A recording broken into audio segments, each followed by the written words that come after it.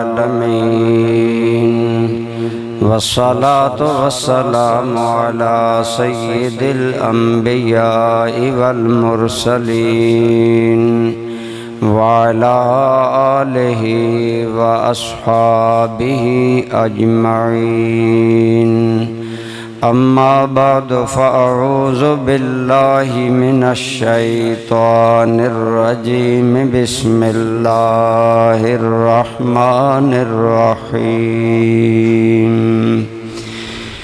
محمد رسول الله والذين معه أشداء على الكفار رحماء بينهم تراهم ركعا سجدا يبتغون فضلا من الله ورضوانا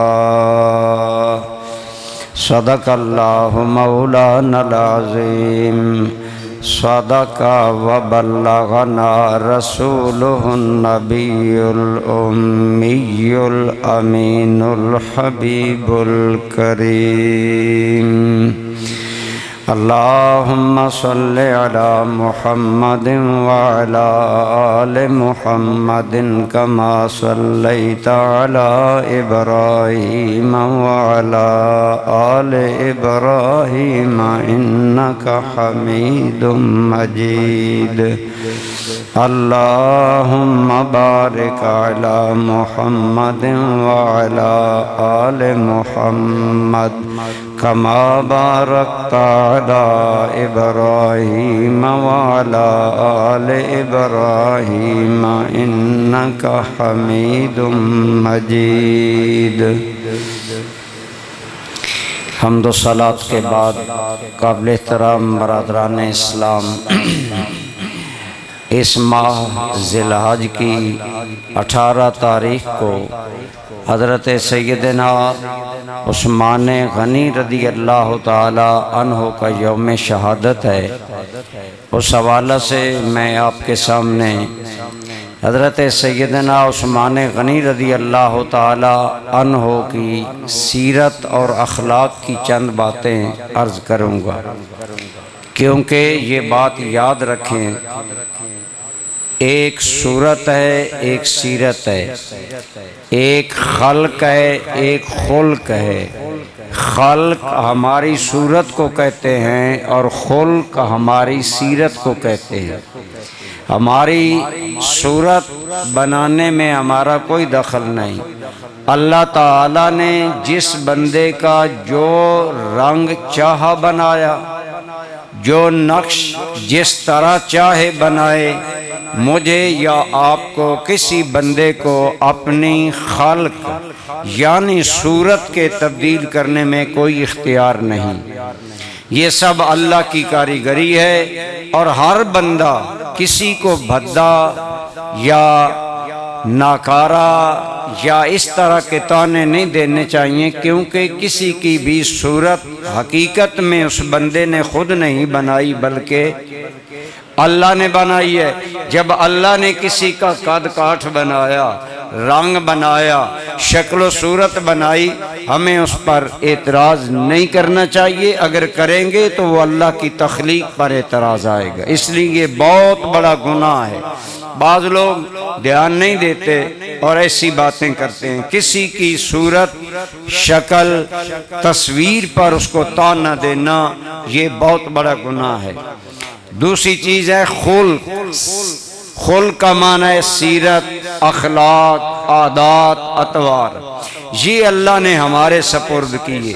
فرمایا میرے بندے، ہم نے تمہیں سیرت بنانے کے لیے قرآن کی صورت میں تھیوری دے دی ہے، آمنہ کے لال کی صورت میں پریکٹیکل دے دیا ہے۔ تو اپنی سیرت رسول اللہ کی سیرت کے تابع جتنی کرتا چلا جائے گا، اتنا تیری سیرت میں حسن، خوبصورتی، کشش اور اچھائی آئے گی۔ اس حوالہ سے حضرت سیدنا عثمان غنی کی شان تو بے پناہ ہے۔ آپ اسی سے اندازہ لگا سکتے ہیں کہ اس خدا کی بھری کائنات میں اگر کسی انسان کے نکاح میں کسی نبی کی 2 بیٹیاں آئی ہیں تو ساری خدا کی دھرتی اور کائنات میں یہ شرف صرف حضرت عثمان غنی کو حاصل ہے۔ حضرت عثمان غنی کے نکاح میں رسول اللہ کی 2 بیٹیاں تھیں، اور واضح بات ہے میں ہوں آپ ہیں، جب آدمی اپنی بیٹی کے لیے رشتہ تلاش کرتا ہے تو خوب سے خوب تر کی تلاش میں ہوتا ہے۔ تو خود سوچیں، جسے آمنہ کے لال نے خوب اور خوب تر سمجھ کر رشتہ دیا، پہلے آپ نے اپنی منجھلی بیٹی سیدہ رقیہ بنت رسول اللہ کا رشتہ دیا۔ حضرت سیدہ رقیہ کے وصال کے بعد حضرت عثمان پریشان رہتے تھے، تو حضور نبی رحمت صلی اللہ علیہ وسلم نے فرمایا عثمان تم پریشان ہو۔ عرض کرنے لگے یا رسول اللہ کہیے صلی اللہ ہو، سارے بولا کریں، کوئی بھی معروم نہ رہے، سرکار کا نام نامی آئے درود پڑھ کر اپنی جھولیاں رحمت سے بھرا کریں، اپنا مقدر سنوارا کریں۔ میرے آقا صلی اللہ علیہ وسلم نے فرمایا عثمان تم پریشان ہو۔ یا رسول اللہ صلی اللہ علیہ وسلم، اس آدمی کی پریشانی کو کون نہیں سمجھتا جس کا رسول اللہ سے رشتہ دامادی ختم ہو گیا، آپ کی بیٹی فوت ہو گئیں۔ آپ صلی اللہ علیہ وسلم نے فرمایا اے عثمان پریشان ہونے کی ضرورت نہیں، اللہ نے مجھے حکم دیا ہے کہ رقیہ کے بعد میں تمہارا نکاح اپنی دوسری بیٹی ام کلثوم کے ساتھ کر دوں۔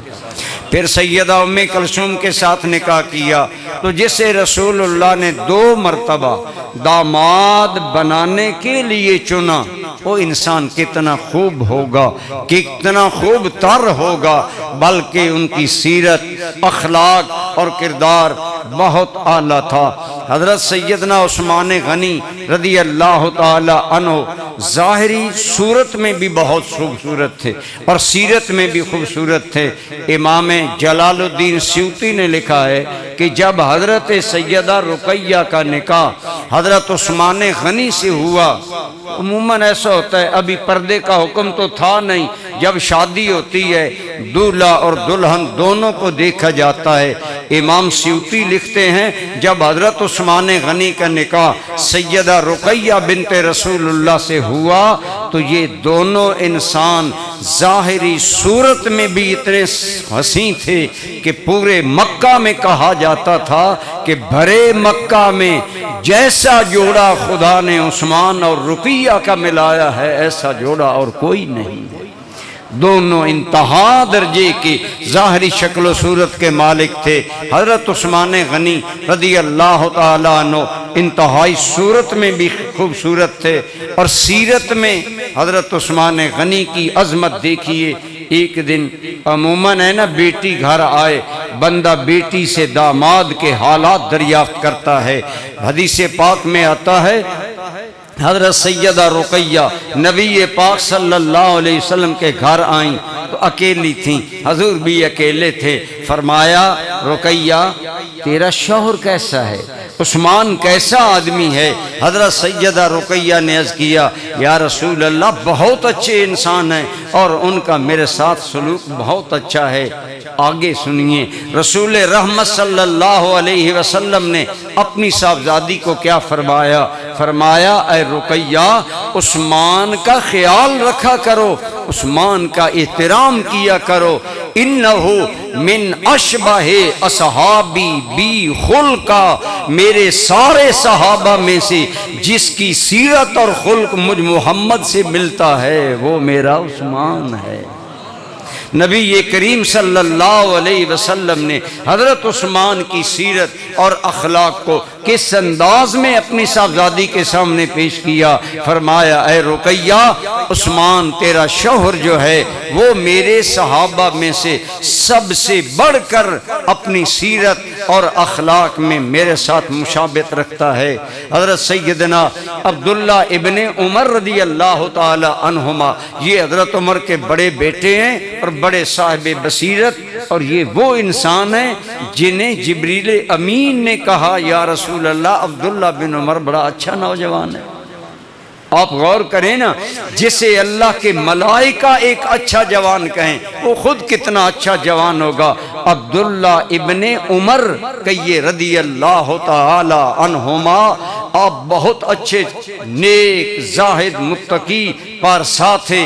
حضرت عبداللہ ابن عمر فرماتے ہیں، اے لوگو، حضرت سیدنا عثمان غنی کی سیرت، اخلاق، کردار اتنا حسین تھا کہ ہم اپنے ماحول میں کہا کرتے تھے کہ عثمان غنی تو اخلاق ابراہیم کا پرتو، کہ حضرت سیدنا عثمان غنی رضی اللہ تعالیٰ عنہ کی سیرت، اخلاق اور کردار میں سیدنا ابراہیم خلیل اللہ کی سیرت کا پرتو تھا۔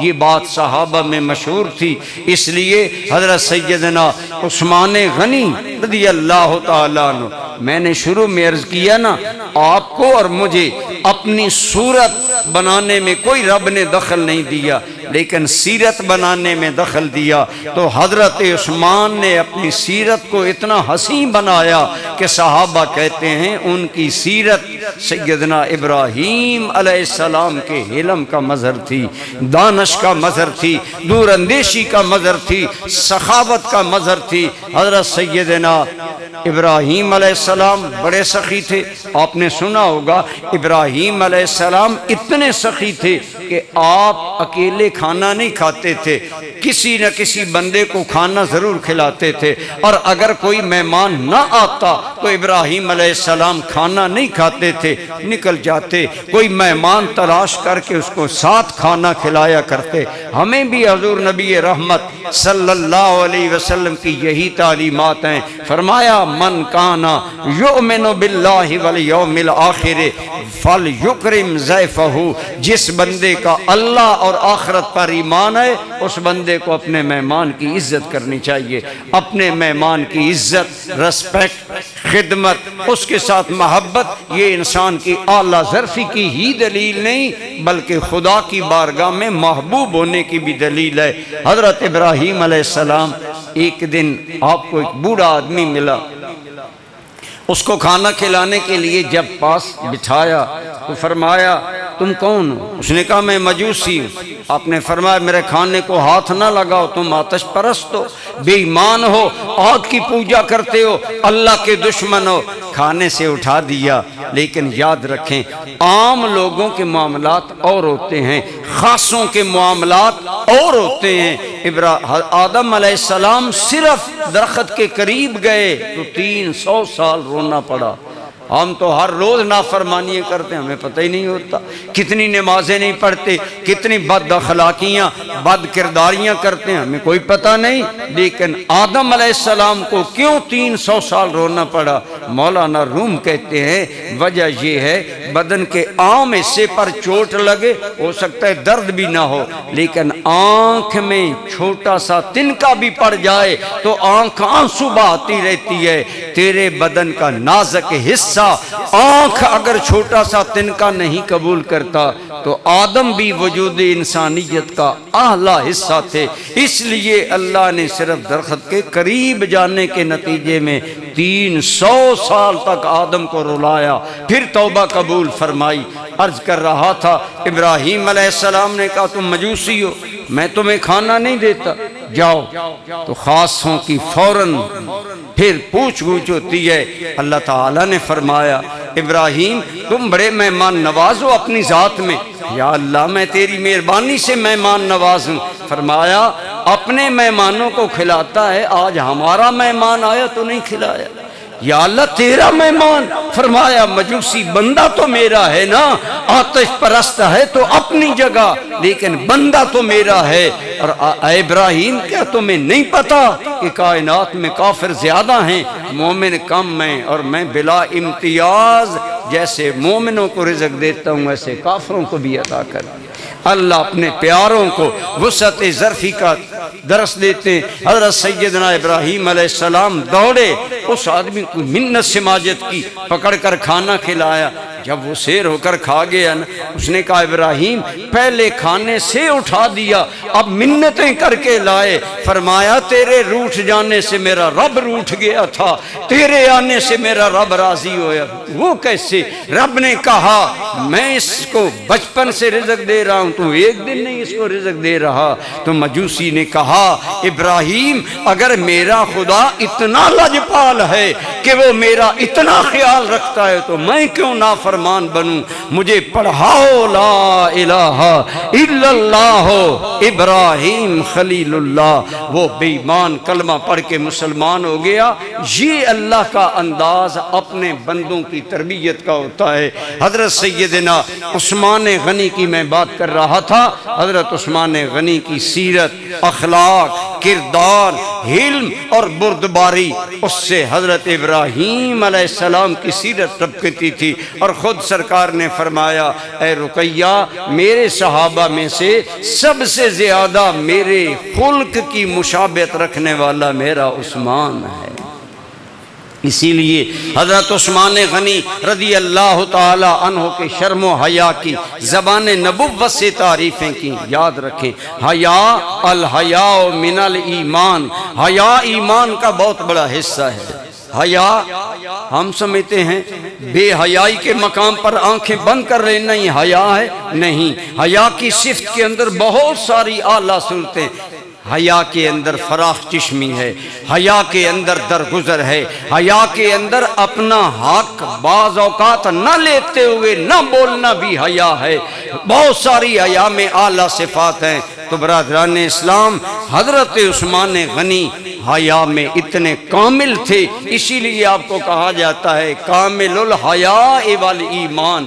وہ عثمان جس کا حیا بھی کامل تھا، جس کا ایمان بھی کامل تھا۔ حضرت سیدنا عثمان غنی رضی اللہ تعالیٰ عنہ بہت با حیا تھے، اللہ سے حیا کرتے۔ اس دور میں موجودہ باتھ روم، واش روم یہ ہماری طرح نہیں ڈھکے ہوئے ہوتے تھے۔ لوگ کسی چشمے پر نہا لیا، کسی چھپڑ پر نہا لیا، کسی جا کر تالاب پر نہا لیا، جہاں پانی ملا۔ لیکن حضرت عثمان غنی رضی اللہ تعالی عنہ ہمیشہ کپڑا باندھ کر غسل کرتے تھے۔ ایک مرتبہ آپ سے وجہ پوچھی گئی، بندہ بھی کوئی نہیں ہوتا، آپ غسل خانے میں غسل کرتے ہیں، کپڑا باندھتے ہیں۔ فرمایا جیسے مجھے لوگوں سے حیا آتی ہے تنہائی میں، اس سے زیادہ مجھے میرے رب سے حیا آتی ہے۔ حضرت عثمان غنی رضی اللہ تعالی عنہ شرم کا پیکر تھے، تنہائی میں بھی اپنا بدن کھلا نہیں چھوڑتے تھے بلکہ حیا کی قدروں کو سامنے رکھتے تھے۔ یہی حیا کا وہ وصف تھا جو حضور نبی رحمت صلی اللہ علیہ وسلم کو بہت پسند آیا۔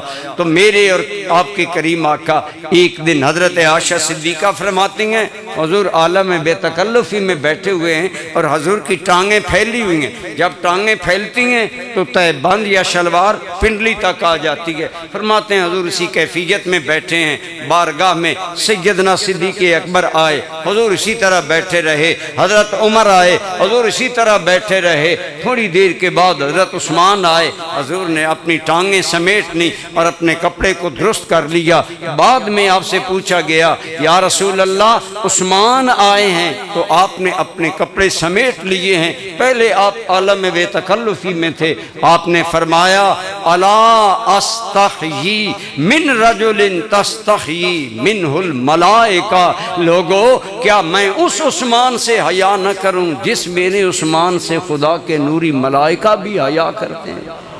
یہ وہ عثمان ہے جس کا اللہ کے نوری ملائکہ حیا کرتے ہیں، شرم کرتے ہیں، پاس کرتے ہیں۔ یہاں رک کر سوچنا ہوگا کہ ملائکہ تو حضرت عثمان کا حیا کرے، اور آج ایک کلمہ پڑھنے والا مسلمان حضرت عثمان کا گلہ کرے، حضرت عثمان کی غیبت کرے، حضرت عثمان کے بارے میں باتیں بتائے، باتیں بنائے، تو سنی اپنی قسمت پر ناز کر کہ گویا اللہ نے سنیوں کو جو صحابہ اور اہل بیت کا حیا عطا فرمایا ہے، یہ ملائکہ والا وصف ہے۔ اللہ نے سنیوں کو عطا فرمایا، سنی حضور کی آل بیت کا بھی حیا کرتے ہیں، بولیے رسول اللہ کے صحابہ کا بھی حیا کرتے ہیں، احترام کرتے ہیں۔ ہم کوئی بات نہیں کرتے۔ لوگ آج تاریخ کو بنیاد بنا کر صحابہ کرام پر تنقید کر رہے ہیں، انٹرنیٹ پر سکالر نام کے بہت سے گمراہ لوگ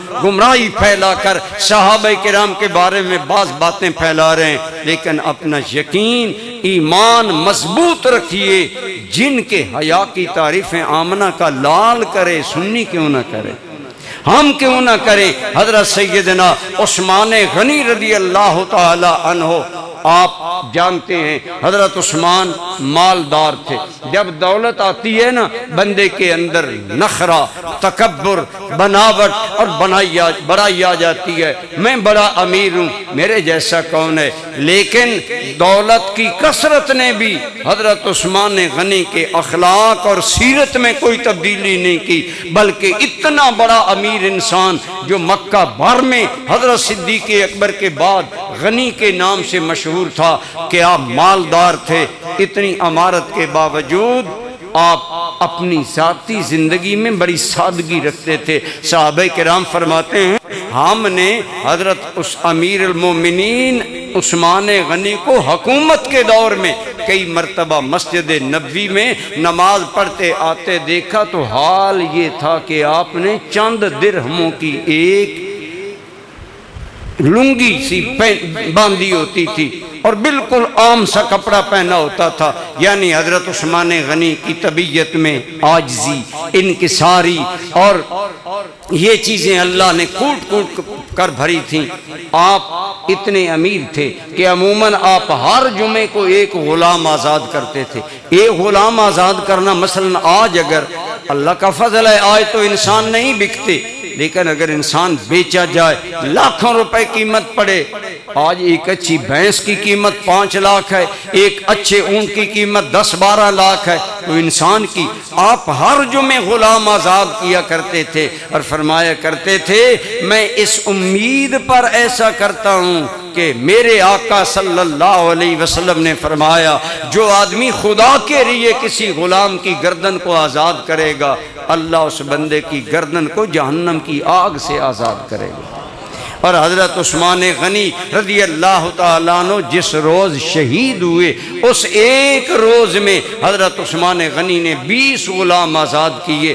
اتنی عمارت کے باوجود آپ کی سیرت کی کتابوں میں آتا ہے کہ رات کے وقت آپ کو پیاس لگی، آپ اٹھے، جا کر مٹکے سے پانی ڈالا اور خود پینے لگے، تو یہ غلام کی آنکھ کھل گئی، کہنے لگے حضرت ہم موجود ہیں، ہمیں حکم کرتے کہ ہم آپ کو پانی پلا دیتے، اور ایسا کئی مرتبہ ہوتا۔ تو آپ نے فرمایا تو سو رہا تھا، میں نے مناسب نہیں سمجھا کہ میں اپنی پیاس کے لیے تیری نیند کو خراب کروں۔ حالانکہ غلام تو بندے کی ملک ہوتا ہے، اس کے وجود کا بھی بندہ مالک ہوتا ہے، لیکن حضرت عثمان غنی رضی اللہ تعالی عنہ کا حسن اخلاق اور حسن سیرت یہ تھا کہ اپنے غلاموں سے بھی انتہائی شفقت، کرم، مہربانی۔ آج ہمارے معاشرے میں اگر یہی چیزیں آ جائیں، یقیناً ہمارا معاشرہ بھی ایک جنت نظیر معاشرہ بن جائے، جہاں غریب کی قدر ہو، جہاں غلام کی قدر ہو، جہاں غلام سے شفقت ہو، جہاں اپنے محتاجوں سے نرمی اور شفقت ہو۔ حضرت سیدنا عثمان غنی رضی اللہ تعالی عنہ ہر اعتبار سے آپ کی سیرت کے پہلو نمایاں ہیں۔ آپ بہت بڑے سخی تھے، آپ کی سخاوت ہمہ گیر تھی، ہر انداز میں سخاوت کیا کرتے تھے۔ میں نے کئی مرتبہ آپ کو عرض کیا کہ جب حضرت علی المرتضیٰ شیر خدا کرم اللہ تعالی وجہ الکریم آپ کی شادی کا معاملہ طے پایا، تو سرکار نے حضرت علی سے پوچھا کوئی چیز ہے پاس؟ جی یا رسول اللہ ایک ڈھال ہے علی کے پاس جو میدان جنگ میں حفاظت کے لیے رکھی ہے۔ فرمایا ڈھال لے جاؤ، بازار فروخت کر کے آؤ، رقم لاؤ تاکہ تیرا فاطمہ کے ساتھ نکاح کیا جائے، حق مہر ادا کیا جائے، انتظامات کیے جائیں۔ حضرت علی وہ ڈھال لے کر بازار جا رہے ہیں، آگے سے حضرت عثمان غنی ملے، پوچھا بھائی علی کہاں جا رہے ہو؟ فرمایا حضور نے کرم کیا ہے، فرمایا ہم تمہارا فاطمہ کے ساتھ نکاح کرتے ہیں، جاؤ اپنے حق مہر کے لیے انتظام کرو، میں ڈھال بیچنے بازار جا رہا ہوں۔ حضرت عثمان غنی نے فرمایا آپ بازار کیوں جاتے ہیں؟ ڈھال مجھے دے دے۔ آپ لے لیں۔ فرمایا ڈھال کی قیمت کتنی ہے؟ حضرت علی نے فرمایا 300 درہم۔ آپ نے بڑی اچھی ڈھال تھی، آپ نے 300 درہم نکالے، حضرت علی کو دیے، حضرت علی سے ڈھال وصول کر لی۔ جب حضرت علی لوٹنے لگے تو کہا بھائی علی تم مرد میدان ہو، تم عموماً اسلام کے لیے اپنی جان کی قربانی لگاتے ہو، تمہیں شجاعت، بہادری، بصالت میں اللہ نے ایک درجہ دیا ہے۔ اے علی ہمارا ڈھال کا سودا مکمل ہو گیا، لیکن میں یہ دوبارہ ڈھال اپنے بھائی علی کو تحفہ کے طور پر دیتا ہوں۔ ایک بندہ کام کرنے جائے، جلدی کام ختم ہو جائے، آ جائے، حضور بیٹھے ہیں کہیے صلی اللہ علیہ وآلہ وسلم۔ حضرت علی جلدی میں آ گئے، ڈھال بھی ہاتھ میں ہے، 300 درہم بھی ہاتھ میں، سرکار سے عرض کیا، فرمایا علی جلدی آ گئے، یا رسول اللہ یہ معاملہ ہوا، عثمان غنی نے منہ سے ڈھال خرید دی اور پھر ڈھال مجھے قیمت دینے کے بعد تحفتاً دوبارہ دے دی۔ جب میرے آقا نے یہ دیکھا کہ حضرت عثمان غنی نے میرے بھائی اور میرے بننے والے داماد حضرت علی کے ساتھ یہ حسن سلوک کیا تو بے ساختہ رسول رحمت کے دعا کے لیے ہاتھ اٹھ گئے۔ اب آپ فرمائیں جس انسان کے لیے رسول اللہ خود دعا کے لیے ہاتھ اٹھائیں، اس عثمان کی مقدر اور قسمت کا عالم کیا ہے۔ تو حضرت سیدنا عثمان غنی رضی اللہ تعالیٰ عنہ انتہائی درجہ حلیم، انتہائی درجہ کریم، انتہائی درجہ سخی، شرم و حیا کے اور سیرت کے پیکر تھے۔ میں نے یہ مختلف باتیں آپ کے سامنے اس لیے کی تاکہ حضرت عثمان غنی کی سیرت کے حصے ہمارے سامنے آئیں اور آج ہم بھی اپنی سیرت کو حضرت عثمان غنی رضی اللہ تعالی عنہ کے کردار میں ڈھالیں۔ آپ کے اور میرے کریم آقا کا ارشاد ہے قیامت کے دن جتنے عمل انسان کے اللہ کی بارگاہ میں پیش ہوں گے نا، سب سے زیادہ میزان میں وزن رکھنے والا عمل حسن اخلاق ہوگا۔ حسن اخلاق سب سے زیادہ وزنی ہوگا کل قیامت کے دن میزان میں، میزان کے پلڑے میں۔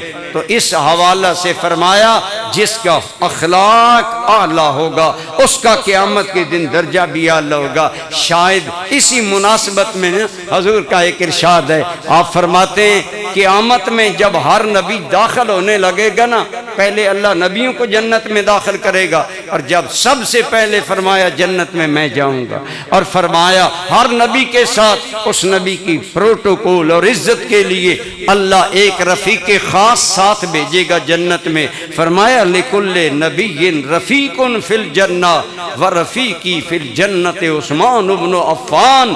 جب کل میں محمد جنت میں جاؤں گا میرا رفیق خاص میرا عثمان ہوگا، عثمان کو اللہ میرے ساتھ بھیجے گا۔ حضرت سیدنا عثمان غنی رضی اللہ تعالی عنہ آپ جہاں سیرت اور اخلاق کے اعلیٰ پیکر تھے، جب آپ کے گھر میں بلوائیوں نے گھیرا دے کر آپ کو قتل کرنے کا ارادہ کر لیا، حضرت علی تشریف لائے، فرمایا عثمان اگر آپ اجازت دیں میں ہاشمی نوجوانوں کو لاؤں اور ان ظالموں کو تتر بتر کر دیں۔ دنیا جانتی ہے ہاشمی نوجوانوں کی بصالت، شجاعت، جرت، ہمت اور دبدبا۔ حضرت عثمان غنی نے حضرت علی کو فرمایا اے علی بھائی آپ کا شکریہ، لیکن میں عثمان وہ خلیفہ نہیں بننا چاہتا جو اپنی ذات کے لیے نبی پاک کے شہر کے احترام کو ختم کروائے۔ میں نہیں چاہتا میری وجہ سے تلواریں نکلیں، قتل ہوں، لوگ مریں۔ حضرت علی نے سمجھایا آپ کی جان کو خطرہ ہے، تو بڑی دھیمے لہجے میں کہا علی اللہ جانتا ہے عثمان کو اپنی جان سے بھی رسول اللہ کے شہر کی عزت زیادہ پیاری ہے۔ یہ بھی سیرت کا ایک پہلو تھا، اخلاق کا ایک پہلو تھا۔ لوگ جانتے ہیں شام کے عامل اور گورنر حضرت امیر معاویہ بڑی شان و شوکت والے امیر تھے، اور حضرت امیر معاویہ کا دبدبہ کفار پر بھی تھا۔ آپ بڑے پاورفل شام کے امیر تھے۔ آپ نے پیغام بھیجا امیر المومنین میں آپ کو شام لے جاتا ہوں، کوئی میلی آنکھ عثمان کی طرف نہیں دیکھے گا۔ آپ نے حضرت امیر معاویہ کو جواب دیا جو وہ بھی سنے اور رسول اللہ کے ساتھ تعلق کے خاطر فرمایا امیر معاویہ ساری زندگی تو میں نے پڑوس میں گزاری، اب موت کے وقت میں رسول اللہ سے دور چلا جاؤں، میں اس زندگی پر اس موت کو ترجیح دوں گا جو موت مجھے رسول اللہ پڑوس میں آئے اور نبی رحمت کی شہر میں آئے۔ ہر اعتبار سے حضرت عثمان غنی رضی اللہ تعالی عنہ اعلیٰ سیرت، اخلاق، کردار کے حامل تھے۔ آپ صلح جو تھے، آپ نرم خو تھے، آپ کی نرمی کی ہی وجہ سے علماء نے لکھا حضرت عمر صاحب دبدبا تھے۔ حضرت عمر کے دور میں تو کسی شرپسند کو جرت نہیں ہوتی تھی کہ وہ کوئی میلی آنکھ بھی مدینہ کی طرف دیکھے یا کوئی سازش کرے، لیکن حضرت عثمان غنی نرم خو تھے، نرم روح تھے، آپ لوگوں سے نرمی کرتے۔ بعض اوقات آپ کے منہ پر لوگ باتیں کرتے تو آپ فرماتے میں یہ سب کچھ برداشت کروں گا۔ آخری لمحات میں آپ نے ایک بات کی، آپ نے فرمایا اے بلوائیو اگر تم کہو بھی نا میں خلافت چھوڑ دوں تو میں نہیں چھوڑوں گا۔ رسول اللہ صلی اللہ علیہ وسلم نے خود مجھے فرمایا تھا اے عثمان اللہ تمہیں ایک عزت کی خلافت پہنائے گا، عزت کا لباس پہنائے گا، لوگوں کے کہنے پر اس لباس کو نہیں اتارنا۔ فرمایا میری جان تو جا سکتی ہے، رسول اللہ کے فرمان نہیں جا سکتے۔ سیرت کے جس پہلو پر آپ دیکھیں، آپ بہت بڑے عبادت گزار تھے۔ آپ نے کئی مرتبہ سنا حضرت عثمان غنی اتنے ماہر حافظ قرآن تھے کہ عموماً آپ 2 رکعت میں سارا قرآن پڑھ جایا کرتے تھے، اور قرآن کی تلاوت کا شغف یہ تھا کہ آپ نے اپنی زندگی میں 6 قرآن کریم دیکھ کر پڑھ پڑھ کے بسیدہ کر دی۔ آج ہمارے تو الماریاں بھری پڑی ہیں نا قرآن سے، ہم گھر سے قرآن مسجد میں رکھتے ہیں، ہمیں نہ پڑھنا پڑے، مسجد والے پڑھے، اور مسجد کی الماریاں اٹی ہیں۔ میں کہتا ہوں خدا را کبھی نیکی تھا مسجد میں قرآن دینا، آج تو قرآن کا چھاپے عام ہو گئے۔ خود پڑھو، اپنی نجات کا سامان کرو۔ یہی وجہ ہے کہ عثمان غنی کا قرآن سے پیار کا انعام یہ ملا کہ جب حضرت عثمان غنی کو ظالم نے زخم مارا تو آپ کے خون کا چھینٹا خدا کے قرآن کی ان آیات پر پڑا، فَسَيَكْفِيكَهُمُ اللَّهُ وَهُوَ السَّمِيعُ الْعَلِيمُ۔ اس کا معنی ہے القریب اللہ تیری طرف سے تیرے دشمنوں کو کافی ہو جائے گا۔ گویا حضرت عثمان غنی کی سیرت و کردار ظاہر و باطن کے ہر حوالے سے نمایاں تھی۔ دعا ہے جمعۃ المبارک کی ان مبارک گھڑیوں کا صدقہ اللہ آپ کو اور مجھے اخلاق کے عثمان غنی کی خیرات عطا فرمائے۔ وما علیہ